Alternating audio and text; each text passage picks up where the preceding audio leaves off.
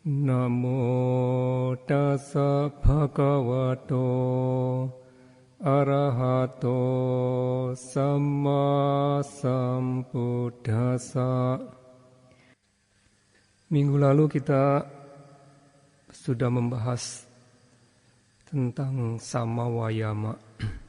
Jadi dari kelompok samadhikanda, kelompok konsentrasi, ada 3 faktor. Samawayama, samasati, sama samadhi. Usaha benar, perhatian penuh benar, dan konsentrasi yang benar. Nah, dari 3 faktor tersebut, 3 unsur tadi, maka kita telah membahas samawayama yang tidak lain adalah terdiri dari 4 hal, yaitu sangwara padana, pahana padana, bawana padana, dan anurakana padana. Ya, sangwara padana adalah suatu usaha untuk agar kekotoran batin katakanlah yang belum muncul tidak muncul, adalah sangwara padana. Kita mengendalikan usaha pengendalian diri, ya, agar kekotoran batin atau kejahatan yang belum muncul, ya agar tidak muncul. Pahana padana adalah berkenaan dengan sesuatu yang jahat, sesuatu yang tidak baik, kekotoran batin yang telah muncul, maka kita harus menyingkirkannya, menghilangkannya. Ya, pahana padana. Kemudian bawana padana adalah usaha untuk mengembangkan. Ini berkenaan dengan hal-hal yang baik yang belum muncul, maka kita berusaha untuk mengembangkannya, memunculkannya. Ya. Dan yang terakhir adalah anurakana padana, adalah usaha ya untuk menjaga ya, kebaikan, perbuatan baik, sesuatu yang baik yang telah muncul, yang pernah sudah kita lakukan, ya kita jaga agar dia tidak hilang. Lebih dari itu, kita harus memberikan usaha, mengerahkan pikiran, ya,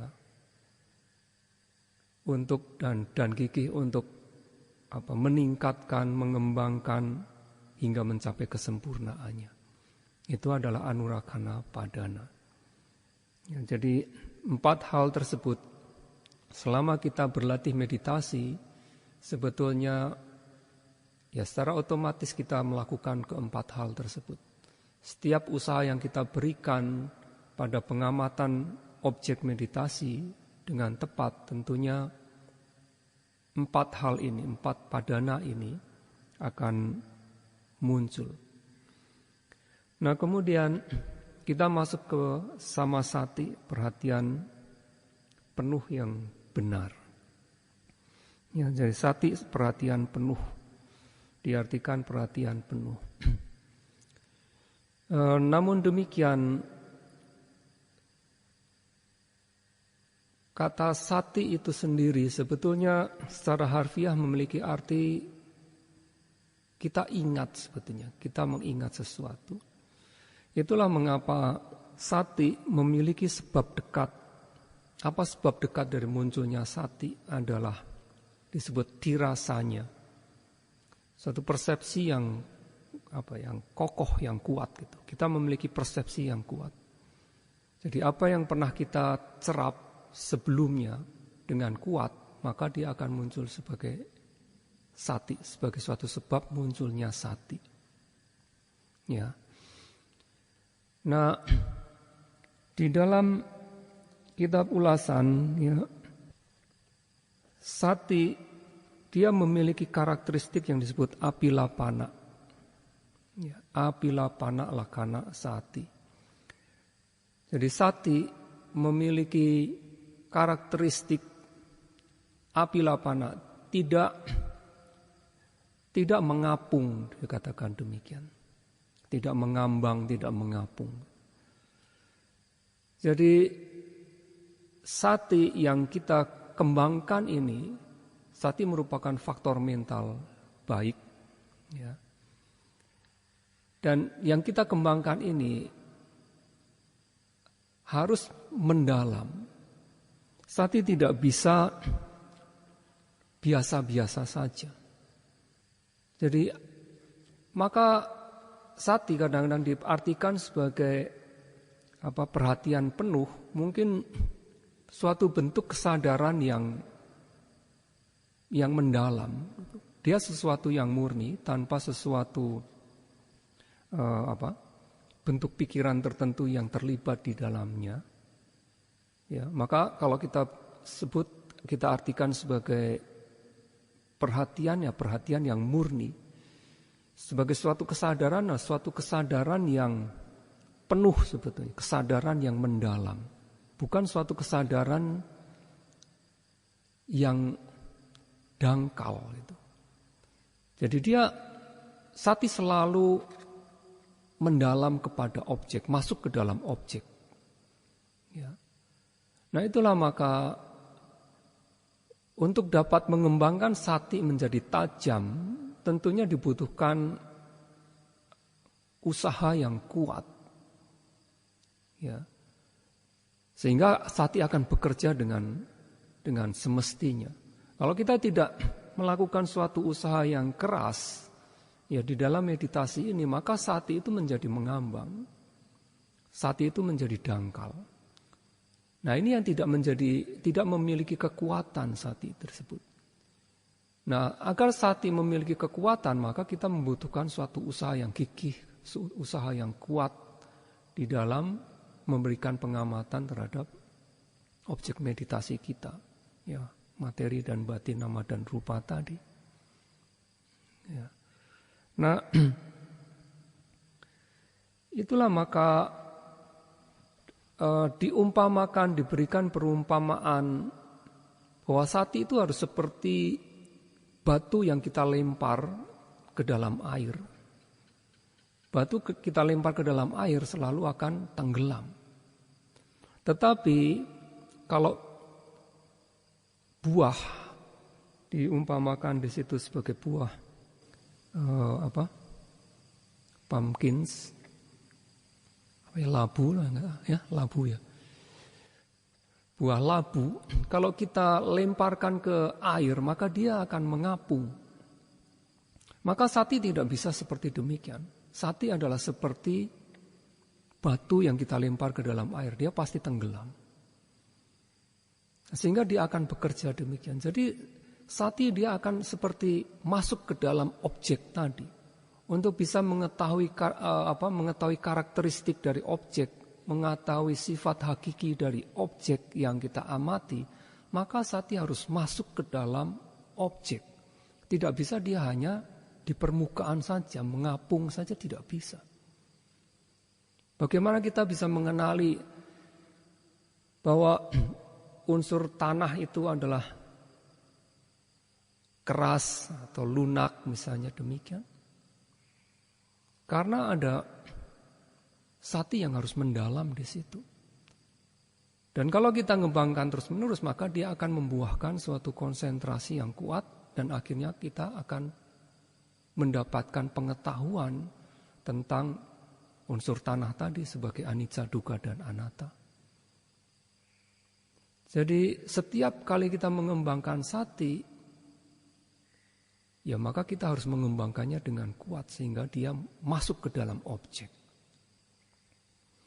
Nah kemudian sati memiliki fungsi yang disebut asamosana rasa.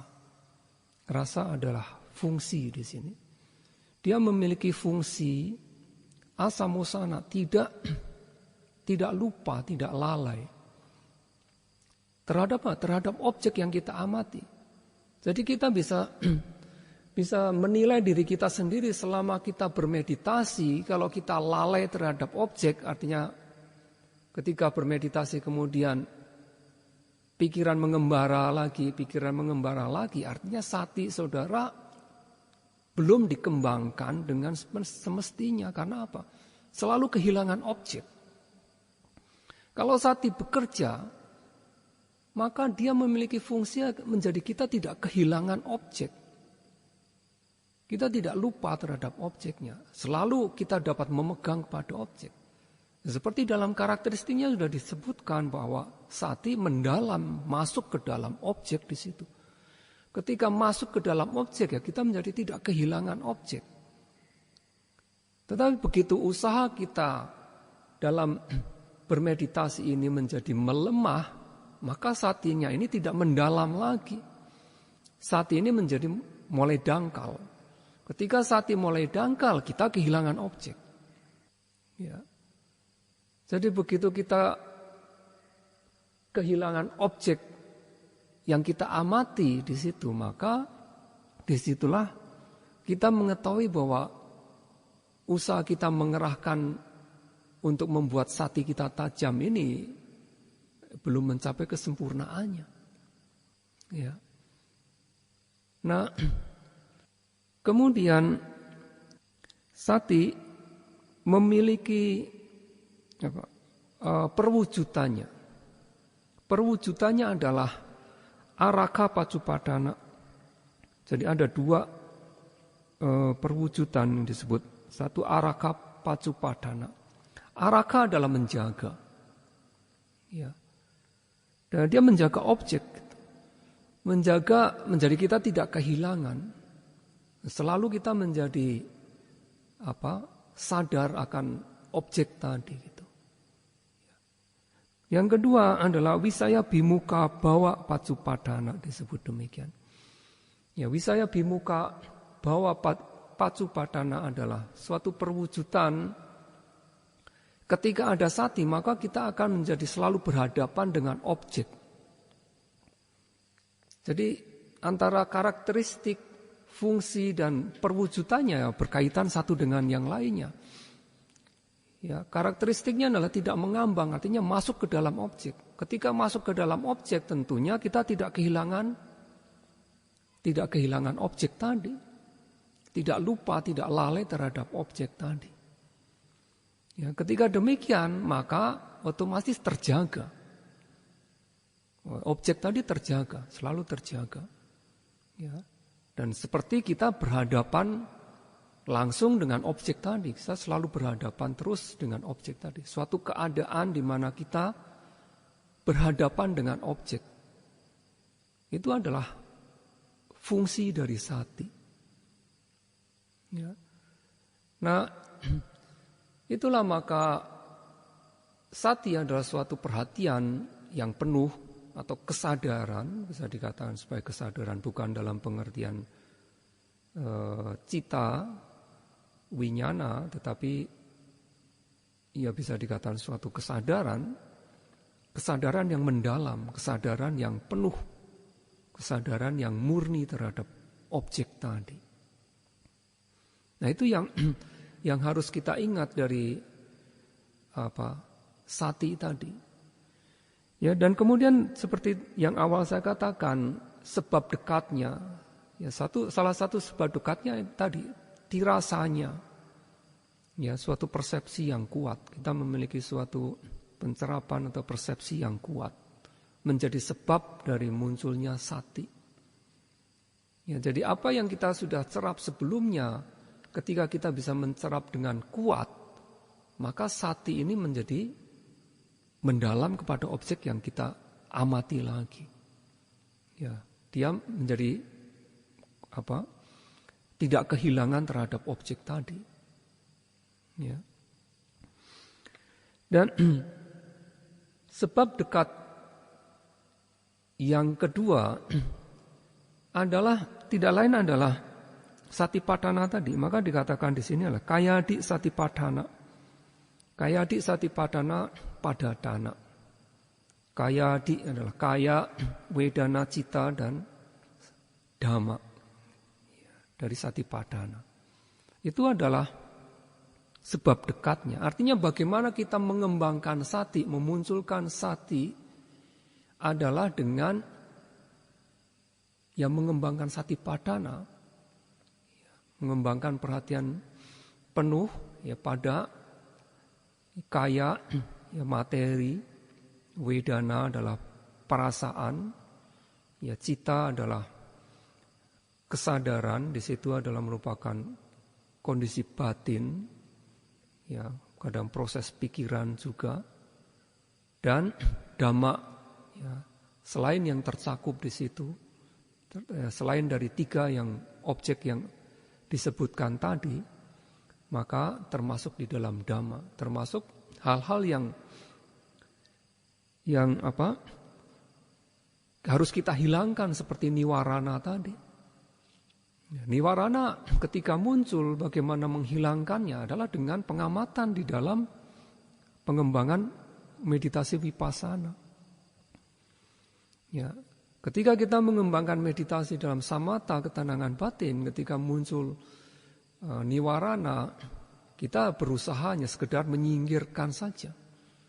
Tidak ada tugas untuk memahami dia sebagaimana apa adanya. Tetapi di dalam vipassana ketika muncul niwarana, kita harus segera mengerahkan usaha agar sati kita ini bekerja masuk ke dalam objeknya. Objeknya apa? Apapun yang muncul, apakah itu kamacanda, ya, nafsu keinginan indriawi kita, apakah byapada, keinginan jahat, ataukah dinamida, kemalasan, kelambaman, ya, ataukah merupakan udaca kukuca, ya, kegelisahan, ataupun kekhawatiran, penyesalan, ataupun wicikica, ya, keraguan-raguan yang muncul. Apapun yang muncul tadi, meskipun merupakan bentuk faktor mental yang buruk, tetapi di dalam kita bervipassana, dia justru harus menjadi objek, segera dijadikan objek. Bukan disingkirkan, tetapi kita memahaminya. Ketika muncul pemahaman, kita muncul pengetahuan, maka otomatis dia tidak akan muncul lagi. Jadi menghilangkan panca niwarana, ya, di dalam bermeditasi vipassana bukan sekedar hanya kita mengabaikan, tetapi memunculkan pengetahuan terhadap dia bahwa panca niwarana itu adalah suatu kekotoran batin, sesuatu hal yang akan menghalangi kemajuan dalam meditasi kita, sehingga latensi, sifat yang tidak kelihatan sebetulnya, ya, itu adalah anusaya, bentuk anusayanya, itu yang harus kita singkirkan. Jadi suatu tendensi latensi yang ada, sifat dormant dari panca niwarana tadi yang kita singkirkan dengan berlatih vipassana. Nah tentunya ketika kita berlatih vipassana, ya, penyingkiran atau penghilangan tadi adalah bersifat momentary ataupun bersifat temporary, dikatakan demikian, ya, bersifat sesaat ataupun bersifat sementara. Bersifat sesaat adalah ketika kita berhadapan langsung dengan objek tadi, berhadapan langsung dengan panca niwarana tadi misalnya, maka ketika kita berikan pengamatan secara tepat, maka dia akan bisa kita singkirkan berdasarkan pengetahuan yang kita peroleh. Tetapi bagi niwarana yang belum muncul, maka itu dihilangkan dengan pengamatan juga. Jadi dia tidak muncul, sesuatu yang belum muncul, kekotoran batin yang belum muncul, karena kita memberikan pengamatan yang tepat pada objek, maka dia tidak muncul. Maka dia bersifat sementara, bukan bersifat pemotongan secara tuntas. Karena kita belum mencapai tingkat kesucian.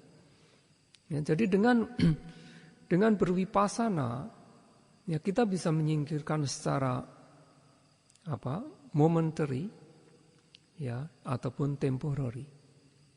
Ya. Jadi di situ kita mengembangkan sati kita, gitu. Ya. Nah, maka dari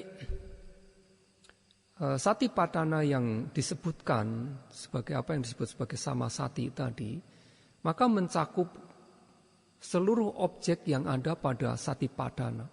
Jadi kalau kita membaca Satipatthana Sutta, Mahasatipatthana Sutta di Digha Nikaya atau Satipatthana Sutta di Majjhima Nikaya, maka di situ disebutkan secara luas. Tetapi di dalam Dhammacakkappavattana Sutta ini kita hanya mendapatkan judulnya saja Samasati, demikian saja. Tanpa ada penjelasan apapun juga. Ya, jadi itulah maka muncul dua pemahaman bahwa Dhammacakkappavattana Sutta ini memang dibabarkan demikian adanya secara singkat dengan mengingat bahwa pendengarnya adalah Pancawagi Bhikkhu tadi, 5 petapa Bhikkhu tadi, memang mereka sudah memiliki kematangan spiritual sehingga untuk mendengarkan khotbah yang ceramah yang singkat demikian ya cukup bagi mereka untuk mencapai tingkat kesucian. Tetapi juga ada kemungkinan bahwa sebetulnya Dhammacakkappavattana Sutta ini dibabarkan dengan detail. Karena terutama Samasati di sini sangat penting sekali bagi pencapaian pembebasan yang tertinggi. Tanpa pengembangan sati ya, maka tidak mungkin kita bisa mencapai tingkat-tingkat kesucian tadi. Maka ini sangat penting, karena dia sangat penting, maka kemungkinan bahwa ketika Buddha mengatakan Samasati bukan hanya sebagai judul saja, tetapi memberikan penjabaran luas tentang Samasati tadi. Demikian pula faktor-faktor dari jalan mulia yang berfaktor 8 lainnya dijabarkan secara detail sehingga memberikan pemahaman bagi 5 petapa tadi. Ya. Ketika Dhammacakkappavattana Sutta ini berakhir, itulah maka ya Bhikkhu Kondanya yang pertama, yang paling tua, mampu merealisasikan pencapaian Sotapanna. Ya, sedangkan 4 yang lainnya ya pada hari-hari berikutnya. Jadi dibabarkan lagi. Nah, itulah yang sebetulnya sejak dari awal ya munculnya apa yang disebut kitab ulasan ini, yang menjadi kita temukan kitab ulasan semacam ini adalah demikian itu. Karena apa yang dibabarkan kemudian ya yang kedua kali, ketiga kali kepada 4 bhikkhu yang lainnya, apakah Buddha hanya membabarkan demikian saja hal yang sama persis, mengulang demikian? Bukankah kemungkinan juga ada pertanyaan-pertanyaan yang muncul dari 4 bhikkhu tadi? Ya. Nah, itulah yang kemudian menjadi ya kitab ulasan tadi atau Atthakatha tadi. Meskipun kitab ulasan tadi ya tentunya ditulis ya oleh misalnya pengarangnya sebelum Bhante Buddhaghosa adalah kitab ulasan yang disebut Maha-Atthakatha adalah yang awalnya, yang lebih lama lagi. Ya, jadi Buddhaghosa menulis berdasarkan demikian, mengubah dari bahasa Sinhalis menjadi bahasa Pali, dipali bahasakan lagi. Ya, jadi awalnya adalah bahasa Pali. Ya, kemudian ketika sampai di Sri Lanka ditulis dalam bahasa Sinhalis, diterjemahkan dalam bahasa Sinhalis. Kemudian oleh Bhante Buddhaghosa pada sekitar abad keempat, beliau menuliskan lagi, dialih bahasakan lagi menjadi bahasa Pali. Ya, seperti sekarang yang kita temukan ini. Nah, itulah awal dari situ. Jadi kitab-kitab ulasan yang muncul, terutama ya kitab ulasan yang kuno, kita mengatakan demikian, itu bukan sekedar karangan dari penulisnya gitu. Ya, misalnya Bhante Buddhaghosa atau Bhikkhu Dhammapala dan lain sebagainya. Bukan sekedar demikian. Apakah ada kemungkinan beliau menulis menambahkan tertentu? Ya, ada, kemungkinan ada. Tetapi katakan 80-90% adalah itu adalah mungkin hasil dari tanya jawab yang kemudian disimpan secara turun-temurun oleh para biku sebetulnya. Ya. Nah, maka dari Satipatthana ini ada 4 bagian, ya, 4 kelompok objek. Dari 4 kelompok objek tersebut semuanya terdiri dari 21 objek sebetulnya. Total ada 21 objek. Dari Kaya Nupassana ada berapa? 14 objek. Ya. Kemudian Wedana Nupassana kita hitung hanya 1. Kemudian Citta Nupassana juga dihitung sebagai 1. Dan Dhamma Nupassana ada 5 objek. Ya, termasuk yang pertama Niwarana, ya, adalah rintangan batin, kemudian kanda, ya, gugus kehidupan, kemudian ayatana unsur, kemudian bojangga, 7 faktor pencerahan, dan catusaca, 4 kebenaran mulia sebagai objeknya. Itu dalam Dhammanupassana. Sedangkan di dalam Kaya Nupassana ada 9 seperti Anapanasati, ya, kemudian Iriyapada, ya, postur tubuh adalah sikap tubuh, kemudian Sampajanya Paba adalah bagian tentang pemahaman jelas, kemudian Dhatu Manasikara perhatian tentang 4 unsur pokok, materi pokok, kemudian Patikula Manasikara Paba adalah berkenaan dengan pengamatan perenungan terhadap 32 bagian tubuh yang menjijikkan. Kemudian Nawasiwatika Paba adalah 9 jenis posisi mayat sebetulnya. Jadi ada 14 di situ. Jadi dari 14 objek di dalam Kaya Nupassana tadi, maka Anapanasati dan Patikula Manasikara, ya, atau perenungan terhadap 32 bagian tubuh yang menjijikkan, kalau kita kembangkan maka kita akan dapat mencapai apana samadhi, ya, akan mencapai pada konsentrasi absorpsi. Ya. Nah sebetulnya Nawasiwatika Paba, perenungan terhadap asubha, 9 posisi mayat di sini sebetulnya sama dengan 10 asubha yang ada di dalam objek samatha sebetulnya. Sehingga dia sebetulnya bisa digunakan sebagai objek dalam samatha juga.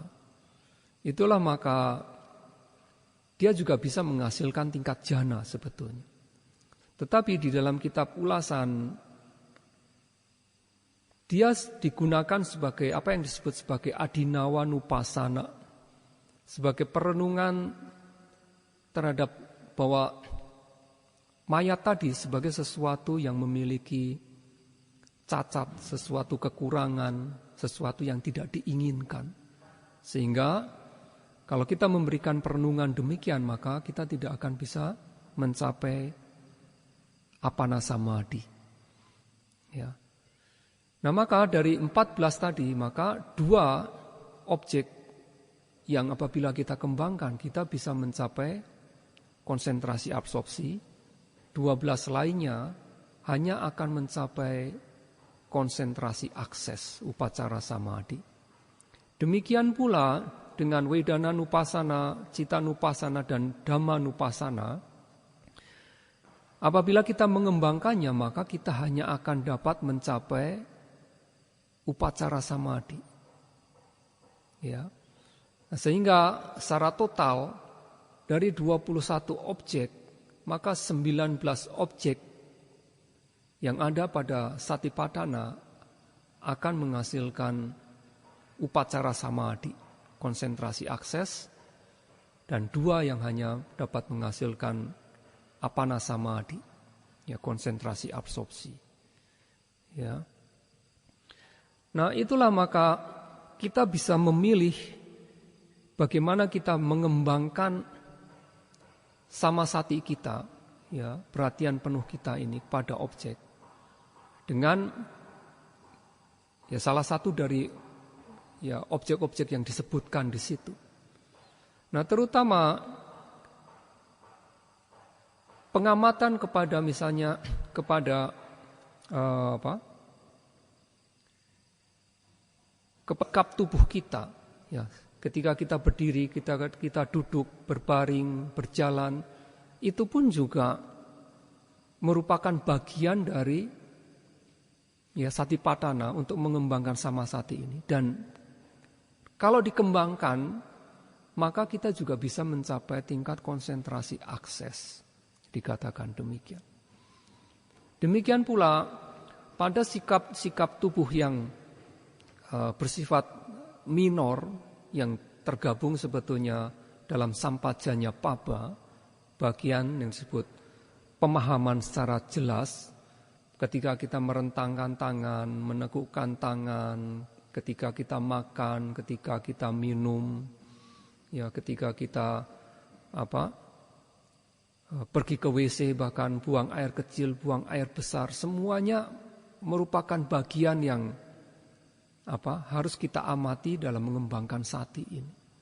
Dan ketika kita mengamati demikian, maka akan bisa mencapai tingkat konsentrasi akses tadi. Ya. Jadi itulah mengembangkan sati di situ. Nah, namun demikian sati tidak bisa bekerja dengan sendiri. Itulah mengapa di definisi tentang samasati tadi, maka di situ ada kata-kata atapi, ya, sampajano dan satima. Atapi adalah suatu usaha. Ya. Jadi kita sudah mengatakan samawayama adalah suatu usaha yang benar tadi. Atapi sebetulnya masuk ke dalam situ. Ya, atapi dari kata atapa. Atapa adalah suatu panas. Ya. Maka atapi adalah akhiran i di sini adalah suatu bentuk kepemilikan, memiliki arti kepemilikan. Jadi seseorang atau yogi yang memiliki usaha, ya, memiliki panas di sini. Panas ini adalah suatu usaha. Nah, panas ini harus dikembangkan sedemikian hingga dapat membakar kekotoran batin. Itu yang disebut atapi. Jadi usaha yang kita kerahkan di sini adalah usaha yang harus mampu membakar kekotoran batin. Jadi usaha juga tidak bisa usaha yang apa adanya juga. Suatu usaha yang keras. Ada yang mengatakan, kan nanti kalau usahanya terlalu keras nanti tidak seimbang, menyebabkan kita gelisah. Demikian. Apa yang terjadi pada yogi pada umumnya di sini adalah yogi banyakkan selalu kalah dengan tinamida tadi. Ya, artinya apa? Artinya usaha yang kita berikan di situ ya belum mencapai di situ, belum bisa membakar kekotoran batin, belum bisa membakar kemalasan tadi. Ya kan? Kalau usaha yang kita kerahkan benar bisa membakar kekotoran batin, ya, kemalasan tadi ya tidak akan muncul, tidak akan mengalahkan kita. Ya. Nah, maka atapi adalah demikian. Suatu usaha yang kita kerahkan sedemikian keras sebetulnya. Sehingga mampu membakar kekotoran batin. Tidak ada rintangan batin yang muncul lagi di dalam kita bermeditasi tadi. Ya, bukan hanya itu saja. Demikian pula ketika kita menghadapi keinginan-keinginan nafsu indriawi kita yang muncul, rasa tidak suka yang muncul, keraguan-raguan, kegelisahan dan lain sebagainya, maka untuk mengatasi itu adalah membutuhkan atapi tadi. Membutuhkan suatu usaha yang keras agar dia tidak menjadi gangguan, bukan menjadi penghalang lagi dalam kita bermeditasi. Ya. Nah, hanya dengan mengerahkan usaha yang dapat membakar kekotoran batin tadi, maka muncul sati. Maka akibatnya sati kita penuh perhatian murni kita ini menjadi tajam, akan menjadi berkemampuan untuk masuk ke dalam objek.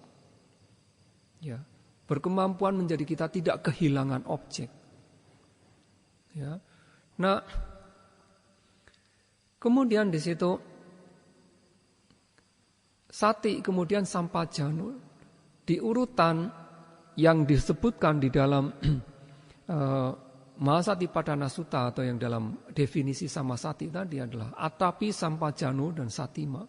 Sampajano adalah sampajanya, kadang sampajano sama saja, adalah pemahaman yang jelas, dikatakan demikian. Ya, kita mendapatkan pemahaman jelas, pengetahuan, ya, kebijaksanaan intuitif berkenaan dengan objek yang kita amati. Nah, tentunya sampajanya di sini, sampajano tadi tidak bisa muncul di awal ketika kita meditasi. Hanya setelah kita bisa mengembangkan, memberikan usaha yang keras, ya, sehingga sati, perhatian penuh kita menjadi tajam, ya, maka kita akan bisa mendapatkan pemahaman yang jelas. Hanya dengan itu saja. Nah, namun demikian, ya, di dalam hanya disebutkan 3 faktor tadi. Maka sebetulnya ada satu faktor yang terlewat di situ, yang tidak disebutkan, yang sebetulnya ya bisa kita asumsikan ya masuk ke dalam situ, yaitu adalah faktor konsentrasi. Ya, di situ tidak disebutkan konsentrasi, tidak disebutkan, hanya atapi sampajano satima. Ya, winialoke abijado manasang. Ya, untuk menyingkirkan ya keserakahan sebetulnya, ketamakan dan duka cita, menyingkirkan tanha dan menyingkirkan ya, dosa sebetulnya yang ada di dunia ini. Ya, dengan apa dikatakan di situ ada atapi sampajano satima. Satima adalah yang memiliki sati. Yogi yang memiliki sati adalah satima. Ya. Nah, maka sebetulnya secara urutan adalah atapi, kemudian sati, harus ada konsentrasi terlebih dahulu, baru akan ada sampajanya. Ya.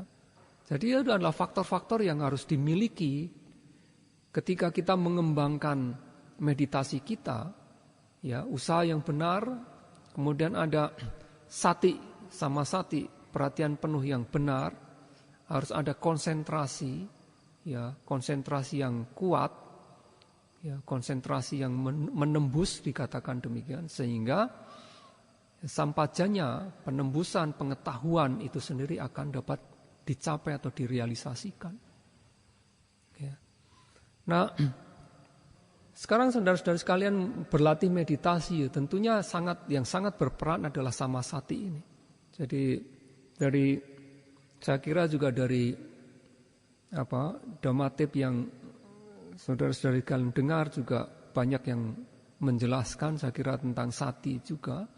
Jadi diingat lagi bahwa peranan dari sati ini adalah demikian penting di dalam kita berwipasana.